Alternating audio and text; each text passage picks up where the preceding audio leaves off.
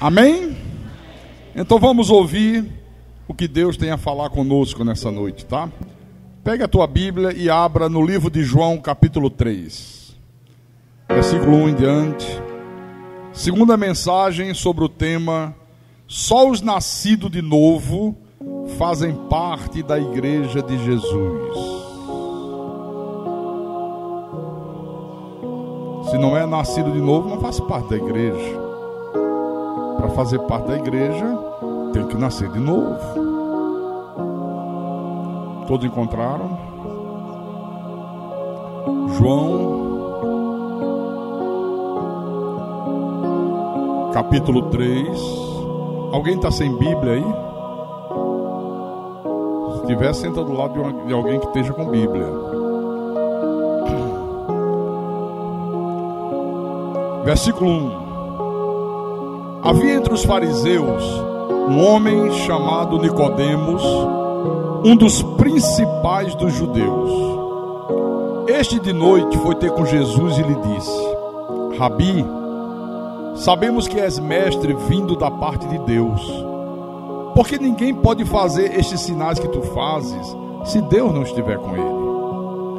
A isto respondeu Jesus: em verdade te digo, que se alguém não nascer de novo, não pode ver o reino de Deus. Aí Nicodemos perguntou: como pode um homem nascer sendo velho? Pode porventura voltar ao ventre materno e nascer segunda vez? E Jesus respondeu: em verdade te digo, quem não nascer da água e do Espírito não pode entrar no reino de Deus. O que é nascido da carne é carne, e o que é nascido do Espírito é Espírito. Não te admires de eu te dizer: importa-vos nascer de novo. Então vamos orar para que o Espírito Santo nos dê entendimento sobre essa palavra. Oremos ao Senhor Deus agora. Senhor Jesus Cristo, que bom que nós estamos aqui reunidos nessa noite. Que privilégio poder estar aqui nesse santuário, porque aqui nós ouvimos a Tua palavra pregada sem misturas. Aqui não há manipulação. Aqui a Tua palavra é pregada com verdade. É um privilégio poder abrir os nossos lábios e adorar o Teu nome, louvar o Senhor. Porque quantas são as pessoas que, enquanto nós estamos aqui agora, elas estão desesperadas lá fora no mundo. Quantas pessoas no dia de hoje morreram, praticaram suicídio, outras foram atropeladas, outras foram assassinadas, outras morreram nos hospitais, outras estão num leito de dor, e nós estamos aqui. O Senhor nos concede esse privilégio. Aqui nós podemos ouvir a Tua voz. Aqui o cansado encontra descanso, o fraco é fortalecido, o caído é levantado. Aquele que está sem paz encontra a Tua paz. Então fala à Tua igreja nessa noite, fala ao Teu povo, aos Teus pequeninos, aos Teus escolhidos, as ovelhas do Teu rebanho. Fala ao coração de cada homem e de cada mulher nessa noite. Usa-me como Teu pastor, como Teu servo. Inspira-me, dá-me a capacidade, Senhor, para que eu possa proclamar a Tua palavra de maneira tal que ela cause impacto na vida dos Teus escolhidos, e o Teu nome venha a ser glorificado. Eu te peço em nome de Jesus, em nome do Senhor, e que todos que creem digam amém e amém. Diga graças a Deus. Deixa eu fazer um breve retrospecto do que nós vimos aqui na terça-feira à noite. Nós vimos no culto passado que Nicodemos, esse homem aqui, era um dos principais líderes da religião judaica. Um homem que conhecia as Escrituras, que conhecia todas as profecias que anunciavam que um dia Deus se manifestaria nesse mundo num corpo de carne para salvar o seu povo. Esse homem conhecia tudo. E, no entanto, você vê aqui, olha, ele com todo o conhecimento, com toda a sua cultura, ele era um advogado, com toda a sua capacidade, com toda a sua liderança espiritual, ele não conseguia discernir que aquele Jesus que estava ali diante dele, aquele Jesus que o impressionou pelos milagres, pelos sinais, era na verdade não apenas um mestre, mas era na realidade o próprio Deus. Jesus era Deus na sua manifestação de filho. Para Nicodemos, Jesus era apenas mais um mestre. Apenas mais um mestre, como tantos outros que havia lá em Israel. Mas você sabia que é a mesma coisa nos dias de hoje? Olha, para a grande maioria dos líderes religiosos, seja pastor, seja padre, seja rabino, Jesus é apenas um numeral. Quando você pergunta quem é Jesus, eles dizem a segunda pessoa da Santíssima Trindade. Não, Jesus não é a segunda pessoa de trindade nenhuma. Jesus é o único e soberano Deus.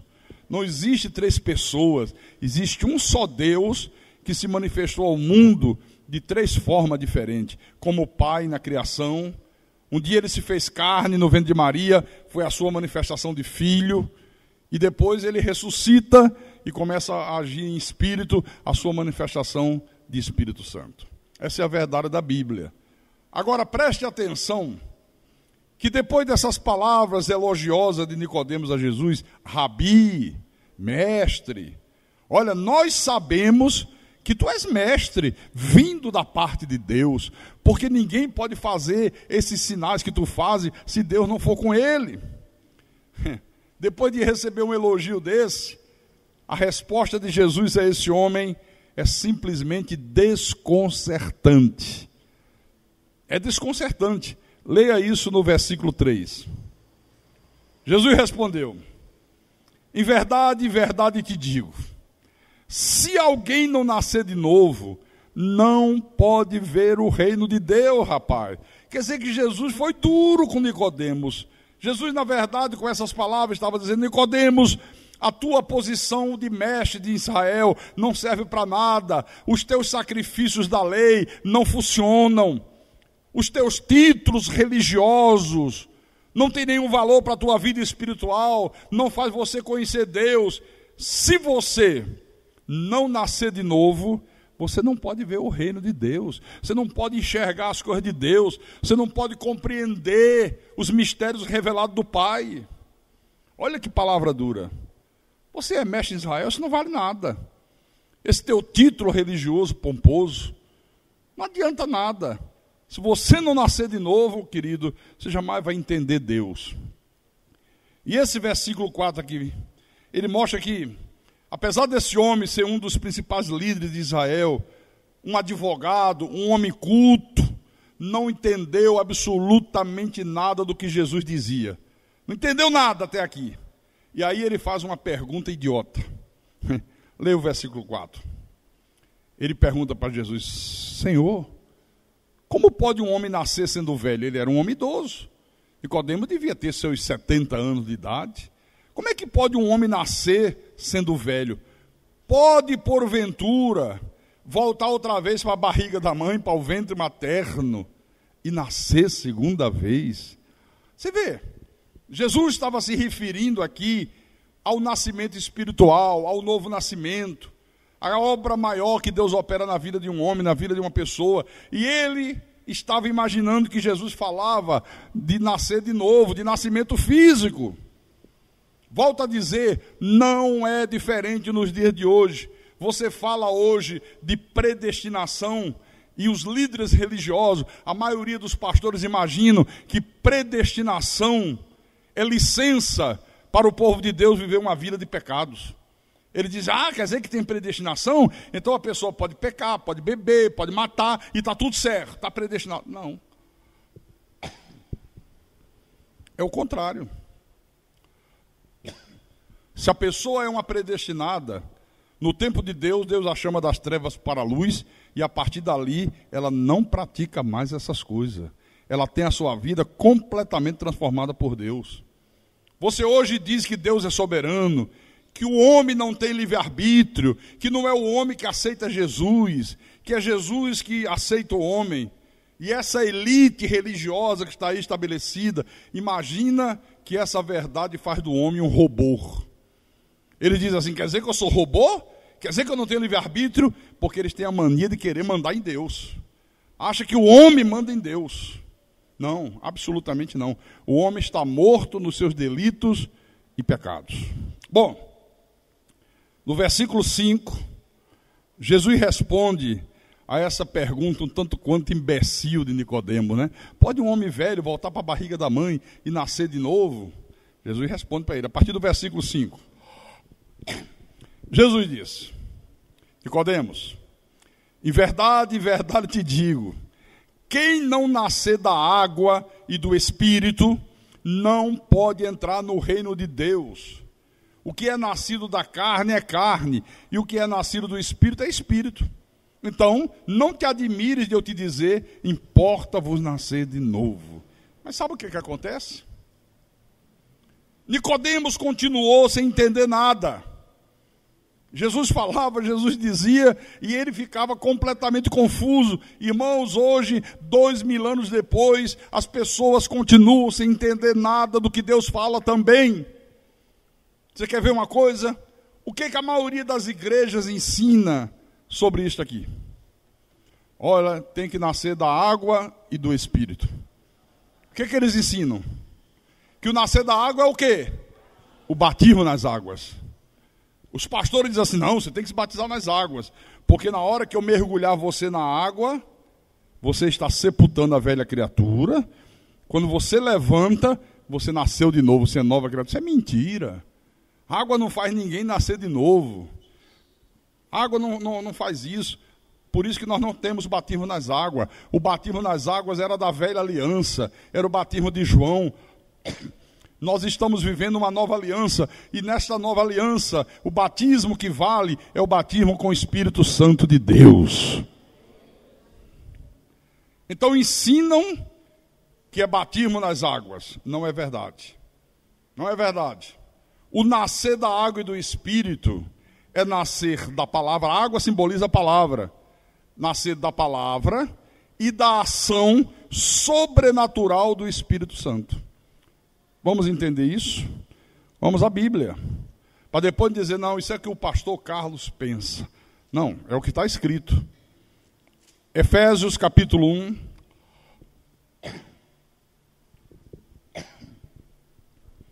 Efésios capítulo 1, versículo 13 e 14. Vamos ler os dois. Olha o que é que Deus manda Paulo ensinar à igreja. Ele diz assim, em quem também vós, depois que ouvistes a palavra da verdade, o evangelho da vossa salvação, tendo nele também crido, foste selado com o Santo Espírito da promessa, o qual é o penhor da nossa herança, até o resgate da sua propriedade, em louvor da sua glória. Paulo disse assim, olha o que ele está dizendo. O que aconteceu com vocês?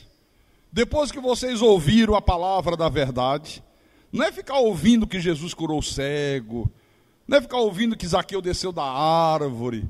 Tem gente que passa 30 anos, 50 anos dentro da igreja, só ouvindo as histórias dos milagres que Jesus realizou, que Jesus multiplicou pães e peixe, que numa festa de casamento Jesus transformou água em vinho, que o mar vermelho se abriu. Tá bom, milagres maravilhosos de Deus, mas não é o que ele está falando aqui. Ele está dizendo o evangelho da vossa salvação.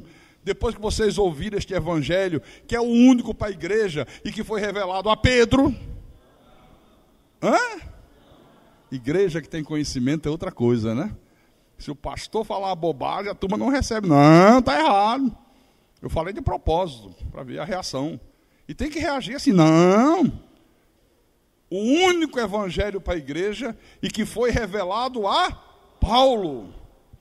Paulo foi o homem que Deus escolheu na nova aliança para receber o evangelho para a igreja, como Moisés foi o homem escolhido para receber a lei na velha aliança.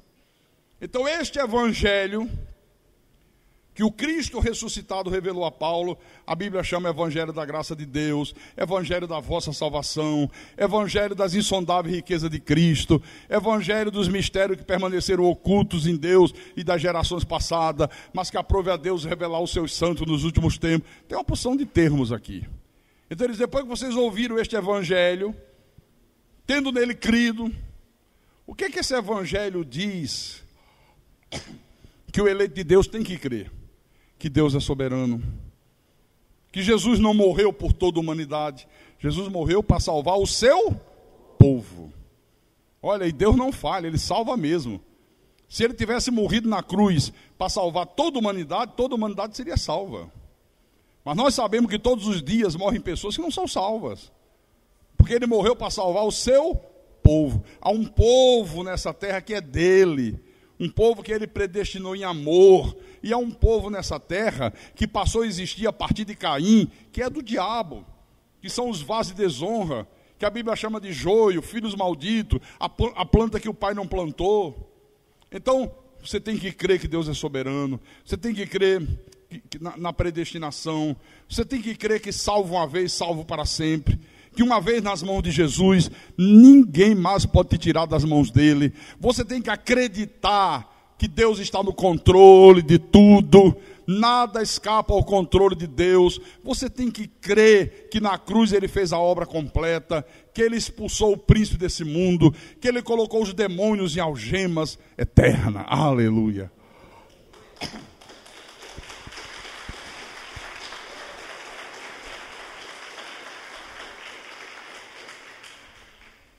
Olha, 99% dos evangélicos não creem nisso.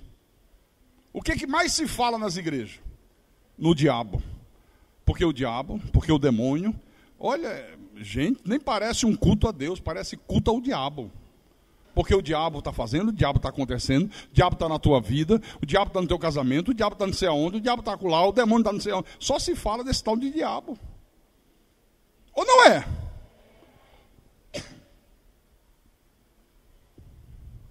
Quando você ouve essas verdades e crê, Paulo diz, naquele momento que você creu, você foi selado, batizado, ungido, revestido com o Santo Espírito da promessa. O Espírito Santo habita na tua vida e ele opera mudanças tremendas em você. É aí que acontece o milagre do novo nascimento. Amém, irmão? Então, não é o batismo nas águas, como se ensina em 99% das igrejas, para você não ter dúvidas. Deixa eu mostrar mais duas coisinhas aqui para você. 1 de Pedro, capítulo 1, versículo 23.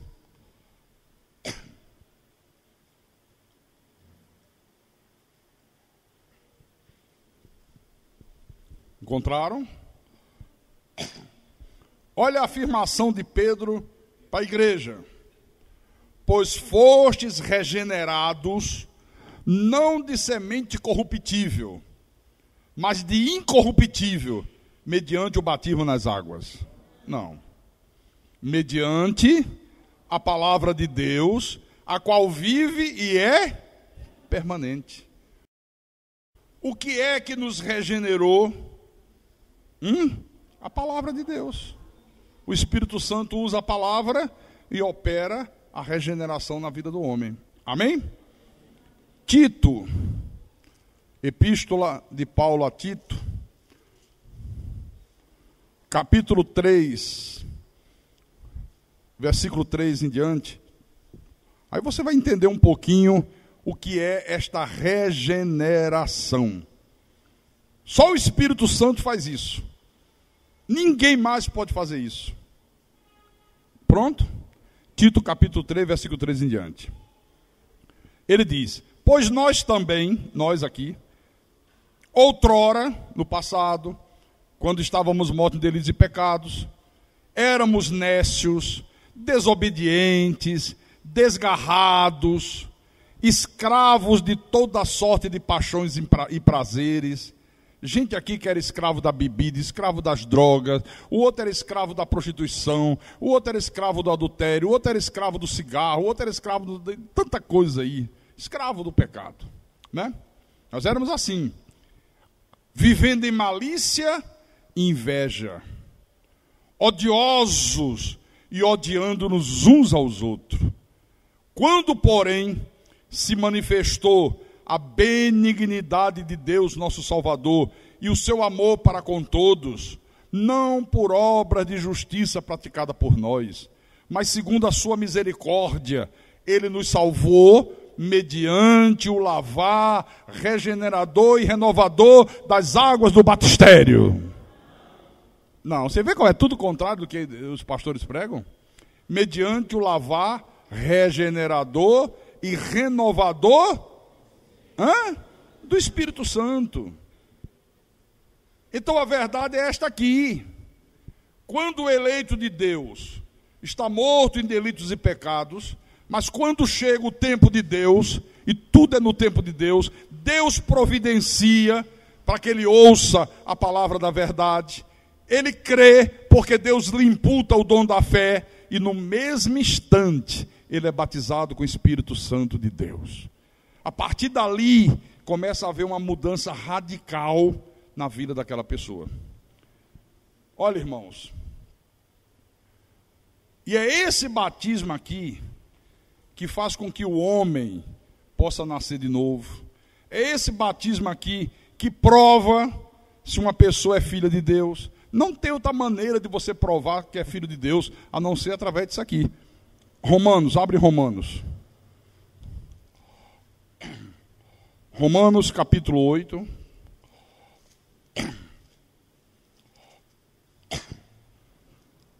Versículo 9.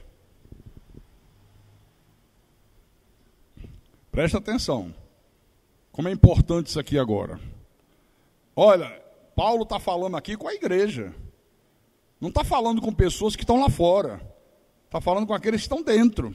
Então ele diz assim: vós, porém, não estáis na carne. Lembra que eu falei aqui no culto passado as obras da carne? Que é o homem sem Deus, é a nossa natureza adâmica, é o homem em rebelião contra Deus, né?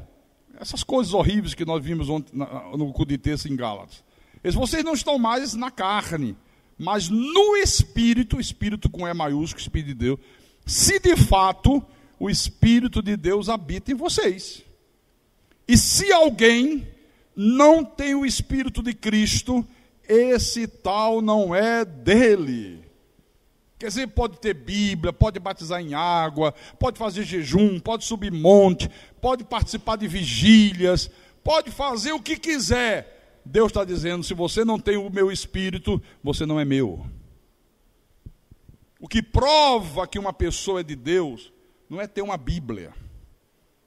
Ter uma Bíblia qualquer um pode ter, até Pai de Santo tem.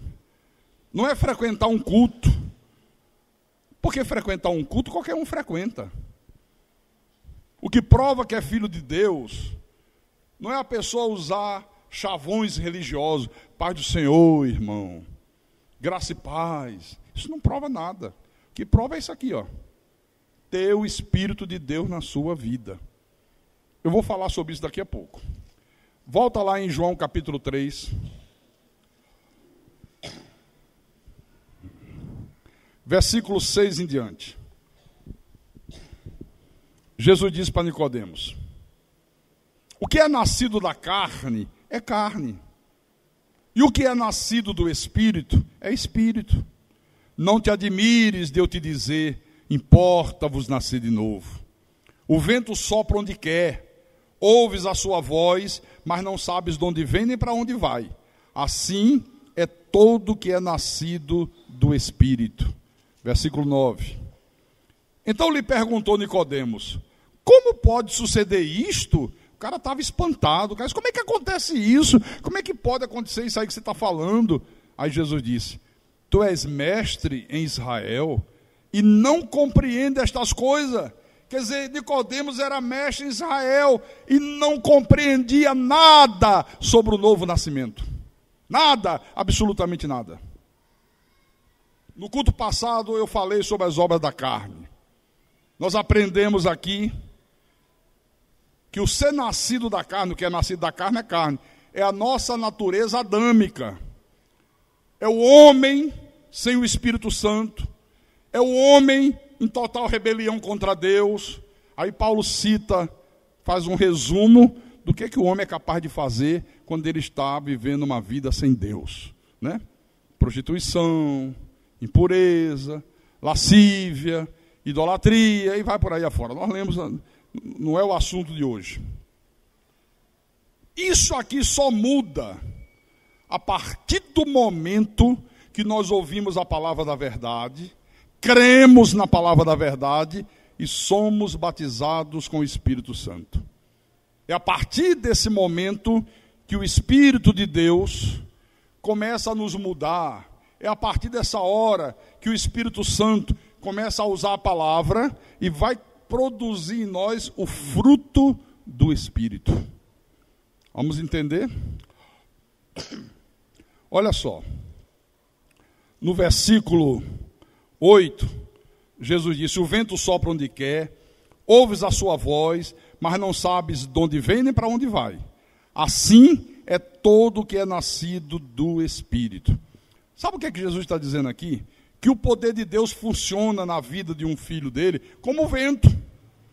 Ou seja, ele age na tua vida quando e onde ele quer, no dia que ele quer, da maneira que ele quer, do desejo que ele tenha. Você sente as mudanças, você sente que tem uma força maior que está te dirigindo, mas você não consegue vê-lo, mesmo que você não o veja. Você quer ver uma coisa?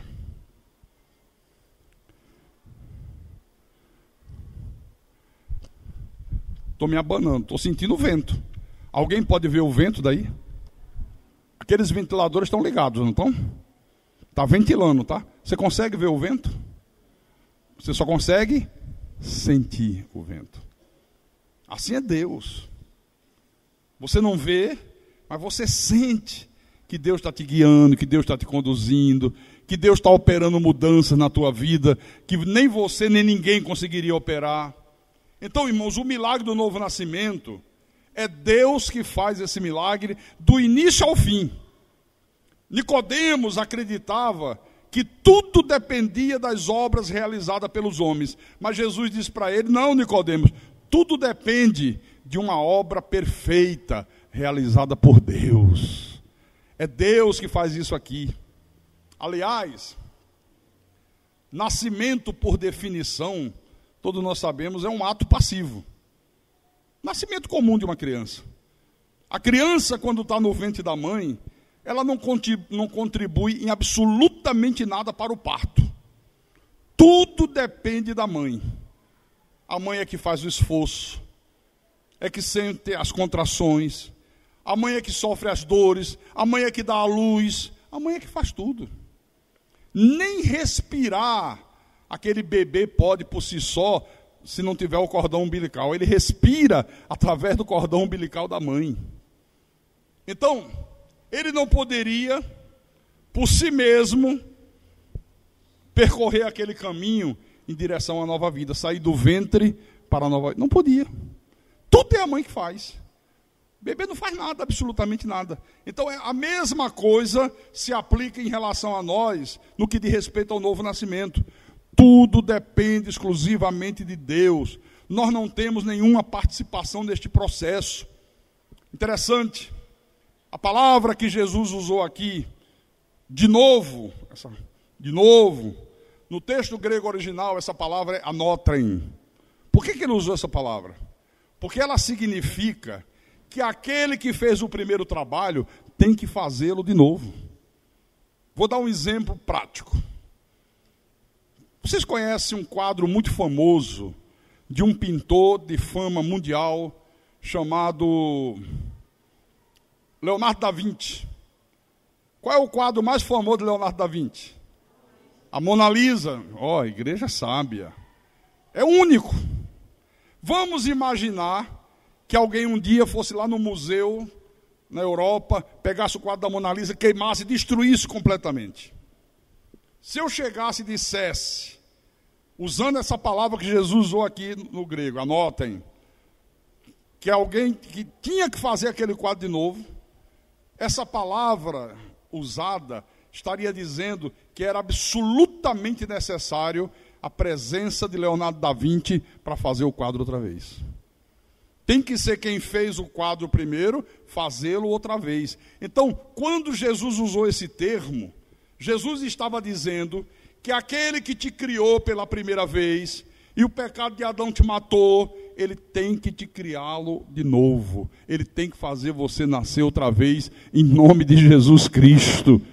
Quer dizer, o Criador original recria a sua criação. É esse o ato que Jesus está descrevendo aqui. E esse ensinamento de Jesus surpreende Nicodemos. Surpreende. Olha o versículo 9. Como pode suceder isso? Fica surpreso. Como é que isso pode acontecer? Quer dizer, um dos principais mestres de Israel, um homem conhecedor das obras da lei, dos sacrifícios, dos jejuns, mas sem nenhum conhecimento das coisas do Espírito. Esse é o retrato da igreja hoje. Aí fora você vê o povo evangélico, conhece jejum, vigília, paga preço, demônio, diabo, Satanás, inferno, mas não conhece as coisas do Espírito. As coisas espirituais não conhece. Não, essa aqui é a verdade. Não conhece nada, viu? Você quer ver eu provar isso? Quem está aqui nessa noite, que antes de Deus trazê-lo a esse ministério, nunca tinha ouvido falar em predestinação?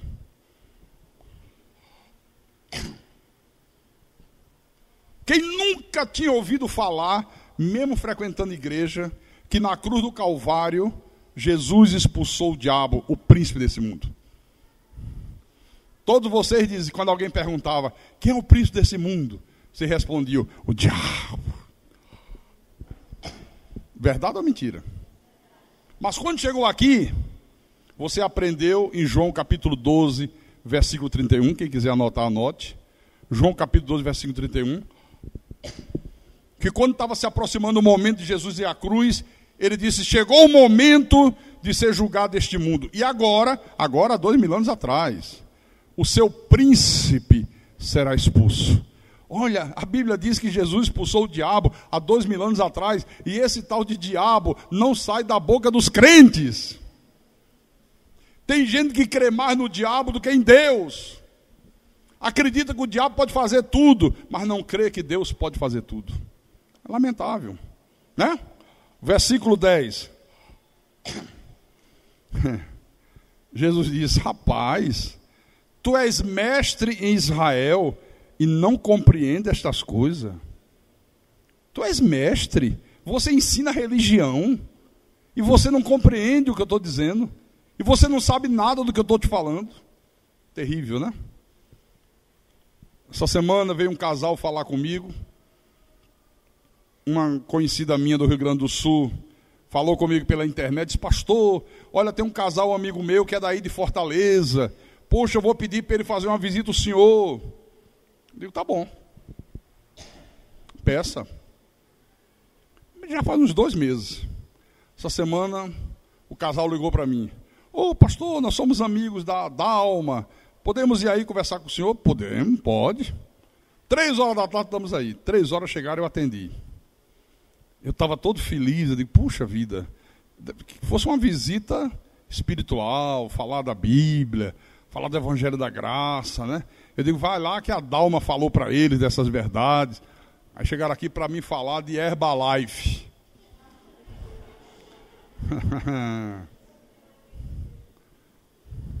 Para mim vender Herbalife e para que eu também vendesse para as outras pessoas Herbalife. Falou. E o cara entende bem do negócio. Viu? Sabe o nome de todos os nutricionistas da Herbalife, todos os cientistas da Herbalife, todos os médicos da Herbalife, que não sei quem ganhou o Prêmio Nobel de Medicina, faz parte da Herbalife, todos os benefícios que a Herbalife proporciona, sabe de tudo. O cara falou 1 hora e 10, sem parar. E eu ouvindo. Quando terminou, eu digo, agora me diz uma coisa. Vocês congregam aonde? Eles disseram, na igreja do pastor Gessé Góes. E eu comigo aqui já pisou na bola. A igreja não é de ninguém, a igreja é de Deus. Eu tenho um pavor quando diz assim, na igreja do pastor fulano. E o pastor tem igreja? A igreja é de Deus, a igreja é de Jesus. Aí disse o nome depois, né? Eu digo, pois é. Essa igreja aqui, já que você falou tanto do teu produto, deixa eu falar do meu. Essa igreja prega o evangelho da graça de Deus. Aí comecei a falar para ele. Aí eu falava e fazia aquelas perguntas que eu gosto de fazer. Você é filho de Deus desde quando? Aí ele, desde, eu não lembro agora o ano, né? Por exemplo, 92. Eu dizia, e antes você era filho de quem? Como? Sim. E antes era filho de quem? Aí eu digo, não. Quem é filho de Deus desde antes da fundação do mundo. Primeiro Deus criou os seus filhos como seres espirituais. Depois os predestinou e os revestiu de carne. Mas você é filho desde a eternidade. Aí o cara já tomou um susto. Ele olhou para a mulher dele assim como dissesse, ixi, herege. Não, mas foi. Ele botou um olho para a mulher dele como espantado, né? Aí eu continuei falando. Eu digo, por que Jesus morreu? Aí o cara já fica cabreiro de responder, né? Não, pode responder. Jesus morreu por quê, irmão? É fácil. Por toda a humanidade.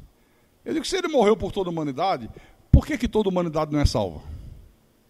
Porque o homem tem livre-arbítrio. Eu digo, não. Livre-arbítrio foi o que Jesus mais combateu. Aí mostrei na Bíblia. Mostrei que Jesus combateu o livre-arbítrio.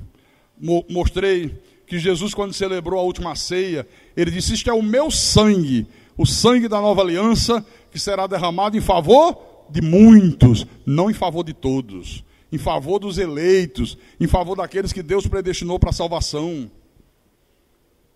Aí ele disse assim para mim, o cara, pastor, eu tenho 12 anos de convertido, ela também, mas nós somos obrigados a dizer para o senhor, nós nunca tivemos interesse na Bíblia.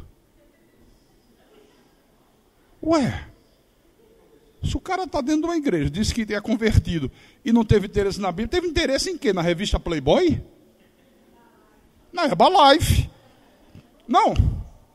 E eu disse na lata, eu digo, olha, se você conhecesse a Bíblia, a verdade, como você conhece a Herbalife, olha, você dava show nesse mundo. Não, eu sou obrigado a reconhecer que a gente não entende nada. Eu digo, como é que... Mas uma coisa eu digo para o senhor, eu creio em Deus. Eu digo, mas não se pode crer sem se conhecer. A crença é na palavra, não é no nome. Eu creio no nome, eu creio em Deus. Como? Se para crer, você tem que crer em alguma coisa. Tem que crer na palavra. Amém? Bom, vamos lá em Gálatas.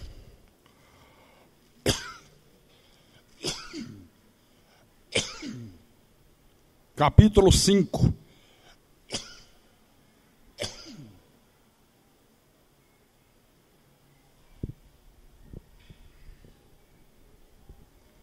Encontraram? Gálatas 5, versículo 22.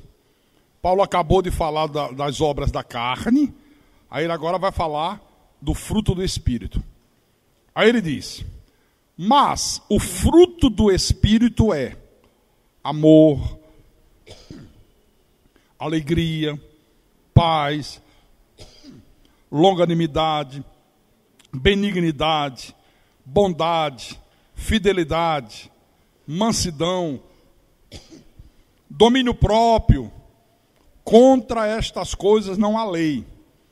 E os que são de Cristo Jesus crucificaram a carne com as suas paixões e concupiscência. Você sabe o que eu acho impressionante? Olha, irmão, tem muita gente que vive dentro de uma denominação, dentro do movimento religioso, dentro de um templo, dentro de uma igreja, acreditando que tem o Espírito Santo, mas que na verdade não tem. Por quê? Porque o que elas apresentam no dia a dia da vida, no seu cotidiano, no seu procedimento, são as obras da carne e não o fruto do Espírito. Olha, 90% das pessoas que vivem dentro de igreja, não importa que igreja seja, que denominação seja, vive esse auto-engano. Na verdade, são pessoas que vivem enganando a si mesmas. Elas estão vivendo uma fábula, elas estão vivendo uma fantasia, e elas só vão acordar desse sonho quando chegar aquele dia em que elas vão ter que se apresentar diante do Senhor Jesus Cristo. Aí vão acordar, e aí é tarde. Que dia é esse, pastor? Segura aí. Vem comigo em Mateus capítulo 7. Pastor, o senhor disse que 90%, 90%. Eu tenho coragem de dizer isso, porque é verdade. Os pastores não dizem não. Os pastores dizem que é o contrário. 99% é todo mundo salvo, todo mundo batizado com o Espírito Santo. Porque o que interessa para eles é a igreja cheia. O que interessa para eles são pessoas convencidas que estão salvas, mesmo que não estejam. Aqui para mim não. Para mim aqui o que interessa é uma igreja de pessoas salvas verdadeiramente. Eu não quero ninguém aqui se auto-enganando. E eu muito menos irei enganar ninguém. Então Mateus capítulo 7, versículo 21. Chegou o dia de Jesus voltar. E ele diz assim: nem todo o que me diz Senhor, Senhor, entrará no reino dos céus, mas aquele que faz a vontade de meu Pai que está nos céus. Muitos naquele dia hão de dizer-me: Senhor, Senhor, porventura não temos nós profetizado em teu nome, e em teu nome não expelimos demônio, e em teu nome não fizemos muitos milagres? Então lhes direi explicitamente: nunca vos conheci. Apartai-vos de mim, os que praticais a iniquidade. Você está percebendo que essa gente aqui demonstra surpresa diante da dura realidade de que eles viveram um sonho? E que tudo que eles viveram na vida espiritual não passou de uma fantasia? E que o destino final deles é o inferno? Ficaram surpresos. Senhor, Senhor, em teu nome nós falamos do Evangelho, nós falamos que o Senhor curou doentes, nós falamos que o Senhor multiplica pães e peixes, nós falamos das tuas coisas, nós expulsamos demônio, nós cantamos, nós louvamos, nós frequentamos cultos. Olha o argumento. E Jesus disse: olha, em verdade, eu vou dizer para vocês na lata: nunca conheci vocês. Nunca vos conheci. Apartai-vos de mim, todos vós que praticais a iniquidade. Quer dizer que essa gente fica espantada, eles ficam estupefatos, quando eles ouvem Jesus lhe dizer que eles não estavam salvos, e eles estavam convictos que estavam. Isso é duro. Você já imaginou o que seja uma pessoa viver a vida toda na fantasia do auto-engano? Vem o pastor e diz: não, o irmão aceitou Jesus, o irmão é um salvo. Não, batizou nas águas, é salvo. Não, se fizer jejum, está salvo. E no dia que Jesus vier, ter essa surpresa aqui? Então, olha, não basta frequentar cultos, não basta cantar hino de louvor, não basta ficar falando chavões religiosos: Pai do Senhor, irmão, Pai do Senhor, graça e paz, e não sei o quê, o Senhor é contigo. Não basta. Não adianta fazer jejuns, não adianta subir monte, não adianta. O que adianta é obedecer a palavra de Deus. Tem que apresentar o fruto do Espírito. E preste atenção, Paulo não diz os frutos do Espírito, ele usa a palavra no singular: o fruto do Espírito. Por que ele usa no singular? Volta lá em Gálatas, que eu vou explicar bem para vocês isso aqui. Sabe por que ele usa no singular? Porque ele lista aqui 9 virtudes, 9 qualidades que o Espírito Santo desenvolve na vida de um eleito ao mesmo tempo. Tem gente que diz assim, não, olha, amor eu já tenho, agora longanimidade ainda não tenho. Ué, como é que pode?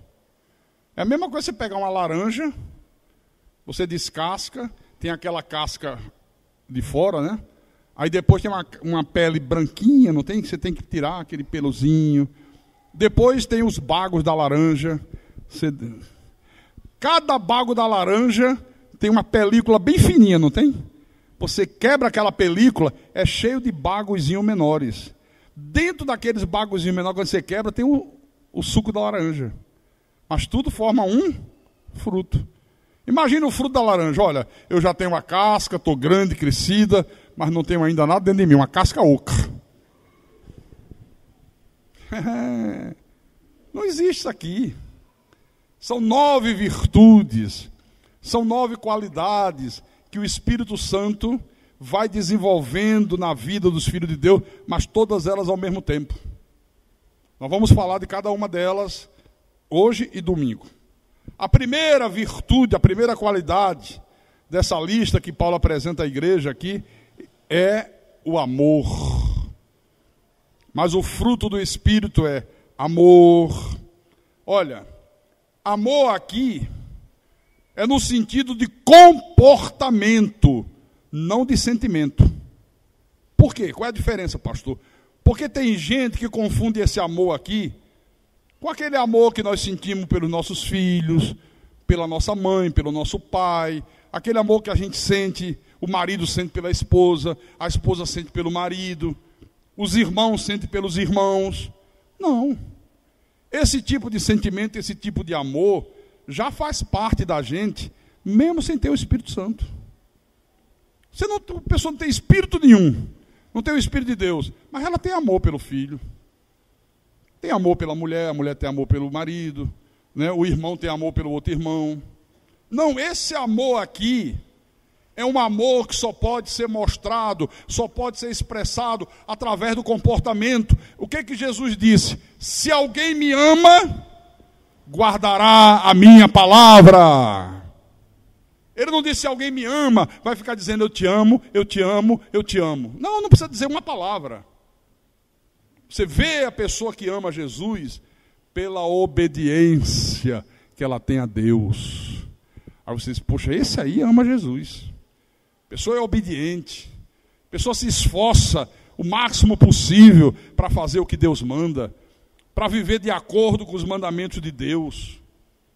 Sabe? Então, amar, no sentido que ele está falando aqui, é você dar maior importância a pessoa amada do que a você mesmo. Você dá mais importância à felicidade do outro do que à tua própria felicidade. Amar, como Jesus está dizendo aqui, esse amor que é fruto do Espírito Santo, leva a pessoa a fazer o possível e o impossível para que aquela pessoa que ele ama seja feliz. Ela faz o possível e o impossível. Olha, se fugir disto, não é amor. Não é amor, mas não é mesmo. Por acaso não foi exatamente isso que Jesus fez por cada um dos seus escolhidos? Ele ofereceu a sua vida na cruz para salvar a nossa vida. Olha que amor, olha como é que a gente viu o amor de Deus. Não há amor maior do que este, do que alguém dar a própria vida em favor de outrem. Não foi isso que Jesus fez? Por isso, meu irmão, que quem ama a Deus é capaz de qualquer coisa para demonstrar esse amor. Quem ama a Deus, olha, faz qualquer esforço, qualquer sacrifício, e isso começa pela frequência aos cultos da igreja, porque ele ama a Deus. Ele ama, ele prova que ama. Quem ama a Deus não prova que ama com palavras. Não tem outra maneira de provar. Se alguém me ama, guardará os meus mandamentos. Você ama Ele? Guarda os mandamentos dele, aí eu vejo que você ama. Se você não é capaz de guardar um mandamento tão simples como não deixe de congregar, que amor é esse que você tem por Deus? Você está enganando a você mesmo. Maridos, amai as vossas esposas como Cristo amou a igreja. Se o marido não ama a esposa como Cristo amou a igreja, se não trata a sua mulher com amor, com carinho, com consideração, capaz de dar a própria vida para defendê-la, fazer qualquer coisa para ver a sua mulher feliz, que amor é esse? Não existe amor. Amém, irmãos? Então, vocês dizem assim, pastor, em relação ao próximo, em relação a Deus, tudo bem, guardar os mandamentos, fazer o que Deus manda, independente da circunstância e sem apresentar desculpas mentirosas e esfarrapadas. Mas em relação ao meu próximo, é só você lembrar daquela historinha que Jesus contou do bom samaritano. Ele disse, olha, um homem ia em direção a Jerusalém. E de repente foi assaltado. Os assaltantes pegaram o cara, roubaram tudo que ele possuía, bateram, espancaram, deixaram o homem caído semi-morto. Praticamente morto. Aí Jesus disse, veio o sacerdote. Não tenho nada a ver com isso, Deus que me livre, quero nem chegar perto. Vai que eu paro e os ladrões estão ali escondidos e me pega de novo. Não deu a mínima. Que era quem deveria dar o exemplo, né? O sacerdote não fala de amor?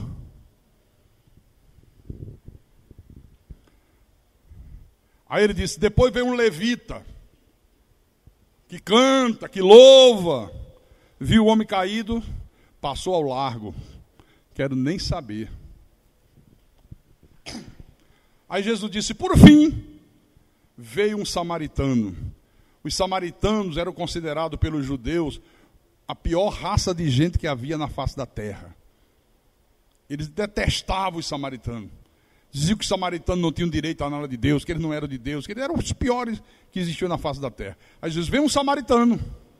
E quando viu o homem caído, se condoeu. Ficou cheio de compaixão, ficou cheio de pena, desceu do seu animal, cuidou das feridas, lavou com vinho, passou azeite para ela não ressecar, e pegou o homem e colocou sobre o seu animal e o levou.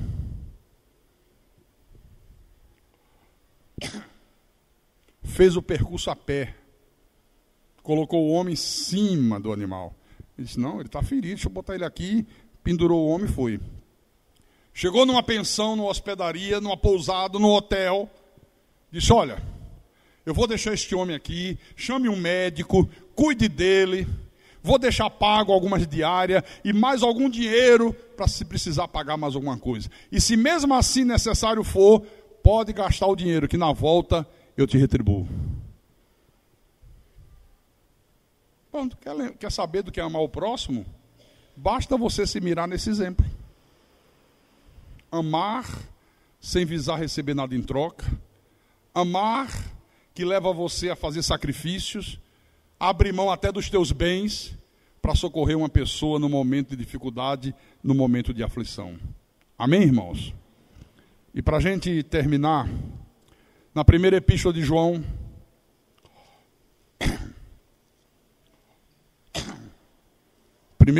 capítulo 4, versículo 7 em diante, João diz assim à igreja, amados, amemo-nos uns aos outros, porque o amor procede de Deus, e todo aquele que ama é nascido de Deus e conhece. Olha, não é esse amor piegas que nós latinos gostamos, beijinho, não, isso aí é palhaçada. Às vezes está dando beijinho em você, quando você vira as costas, está te apunhalando. Às vezes está dizendo eu te amo e está te traindo. Não é esse amor. É esse amor fruto do Espírito Santo. Aquele que não ama não conhece a Deus, pois Deus é amor. Nisto se manifestou o amor de Deus em nós, em haver enviado o seu Filho unigênito ao mundo, para vivermos por meio dele. Nisto consiste o amor, não em que nós tenhamos amado a Deus, mas em que ele nos amou e enviou o seu Filho como propiciação pelos nossos pecados. Aí no versículo 11, ele diz: amados, se Deus de tal maneira nos amou, devemos nós também amar uns aos outros, com essa mesma intensidade, com essa mesma verdade. E aqui, no versículo 20, para a coisa ficar bem clara, ele diz: se alguém disser, amo a Deus, e odiar a seu irmão, é mentiroso. Pois aquele que não ama a seu irmão a quem vê, não pode amar a Deus a quem não vê. Se você não é capaz de amar essa pessoa que está ao teu lado, que congrega aqui contigo na igreja, essa pessoa que você diz que é um irmão em Cristo, ele diz: você não pode amar a Deus a quem você não vê. Se você não tem consideração por quem você está vendo, como é que você vai ter consideração por alguém que você não vê? Olha que palavra dura. Tem gente que vem à igreja, nunca conversou com outro irmão, chega correndo e sai correndo. Não, a coisa que eu sinto prazer é terminar o culto, descer, ficar ali atrás, conversar. Como é que tá, meu irmão? Os irmãos estão merendando. Se não estiver merendando, não tem problema. Eu vou lá, gosto de dar um abraço, gosto de perguntar. Como é que as pessoas não gostam de fazer isso? Só faz isso quem ama. Quem ama quer estar perto. Quem ama quer se tornar mais íntimo. Ou não? Hã? Ou não? Claro. Claro. É um amor comportamental, não é de palavras. Não é de palavras. E como precisa mudar isso na igreja, hein? Capítulo 3 dessa mesma epístola, versículo 16 em diante. Ele diz: nisto conhecemos o amor, que Cristo deu a sua vida por nós, e devemos dar nossa vida pelos irmãos. E aí eu me lembro de uma coisa tremenda. Alguns anos atrás nós fizemos uma gincana na igreja de Recife. E uma das tarefas da gincana era trazer à igreja um jornalista convertido. Aí os dois grupos trouxeram. E uma das pessoas que foram trazidas, que era uma jornalista, ela aproveitou, subiu ao altar e ela: pastor, eu posso contar um testemunho aqui? Eu digo: pode. Ela disse: eu quero contar um testemunho de amor. Ela disse: olha, eu fiz um trabalho no hospital que cuida de aidéticos, de pessoas com AIDS. E ela disse: pastor, eu vi um exemplo de amor que mudou o meu conceito de amor. Havia um casal com AIDS, marido e mulher. O marido, mulherengo, contraiu AIDS, contaminou a esposa. E os dois estavam internados no hospital. Só que o marido, a doença já num estado bem avançado. Muito mais avançado do que o da esposa. Aí ela disse que na hora que eu estava fazendo a matéria com eles, a enfermeira veio trazer aqueles coquetéis que se tomam, aqueles comprimidos, né? Para dar uma melhor qualidade de vida à pessoa. Aí quando deu à mulher e deu ao marido, ela disse que ela pegou e disse: toma o teu e toma o meu. Aí ela disse: ué, por que a senhora está dando o seu para ele? Ela disse: porque ele está num estado muito crítico. Ele já está nas últimas. Então eu quero ceder o meu remédio para ele. Olha aqui, a mulher que foi contaminada pelo próprio marido, meu irmão. Não porque ele está pior do que eu. Eu quero ceder os meus remédios para ver se ele fica melhorzinho. Que gesto de amor, hein? Se enquadra aqui, ó. Se enquadra aqui. Versículo 17. Ora, aquele que possuir recursos deste mundo e via seu irmão padecer necessidade e fechar-lhe o seu coração, como pode permanecer nele o amor de Deus? Quer dizer que se eu vejo que o meu irmão está passando por uma necessidade, está desempregado, está passando fome, qualquer necessidade qualquer, e eu não faço nada para ajudar, só digo, vou orar por você, irmão. Mas como pode estar nesse homem o amor de Deus? Onde está o amor de Deus nesse homem? Olha, eu nunca deixei de atender uma pessoa na igreja. Já desse eu atendi uma senhora, ela disse, pastor, me trouxeram para falar com o senhor, porque na minha igreja eu fui pedir para falar com o pastor, ele mandou falar com a secretária para agendar, e ela disse, só tinha vaga 3 meses na frente. Isso é pastor alemão, com pedigree e latino, uau, uau, uau. Porque pastor não é. Como é que pode? Olha, se você soubesse o drama que essa mulher estava passando. A mulher estava a ponto de praticar o suicídio. Graças a Deus que alguém encontrou e disse, não, vou te levar na igreja que o pastor vai te atender na hora. Vai. Eu atendi. Estava lá em cima de bermudas, trabalhando, me vesti e disse, só para atender a mulher. E foi uma bênção na vida dela. Amém? Versículo 18. Filhinhos, não amemos de palavra nem de língua, mas de fato e de verdade. E nisto conheceremos que somos da verdade, bem como perante Ele tranquilizaremos o nosso coração. Então, grave isso. O verdadeiro amor é conhecido pelas atitudes, não por palavras. Esse amor que Paulo descreve aqui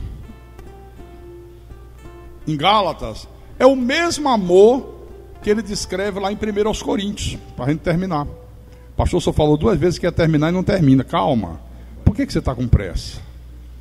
Se fosse a torcida do Fortaleza do Ceará, não reclamava do tempo. O cara vai para o estádio, fica de pé, nem sentar pode, e paga um ingresso caro, e passa 2 horas em pé para ver 22 homens correndo atrás da bola. E uma parte sai morrendo de raiva e não ganha nada em troca. E às vezes na igreja as pessoas estão tão apressadas, olham para o relógio, preocupadas. Não, deixa que Deus está no controle da tua vida. Amém? A pessoa só dá valor a isso quando vai pegar o avião, perdeu a hora, aí o avião cai. Graças a Deus que eu perdi a hora. Mas enquanto o avião não caiu, que diabo, como é que pode? Como é que Deus fez eu perder esse avião? Olha, eu vou ter um prejuízo danado. É ou não é? É, aí caiu. Graças a Deus, Senhor, tu é tão bom. Ah, santo Deus. Mas eu falei primeiro aos Coríntios 13.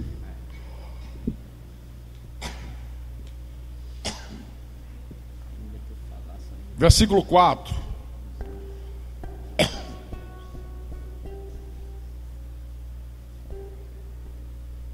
1 Coríntios 13, versículo 4.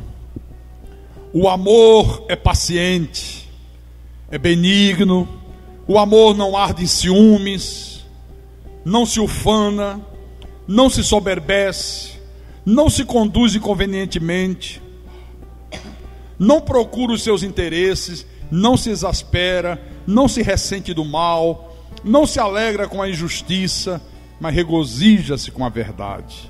Agora o versículo 7 é tremendo. Tudo sofre, tudo crê, tudo espera, tudo suporta. O amor jamais acaba.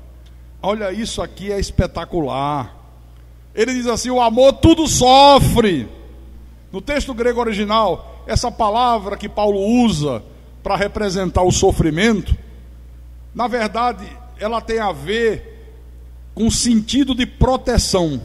Ele está dizendo, o amor, se for necessário, faz você sofrer para proteger a pessoa amada.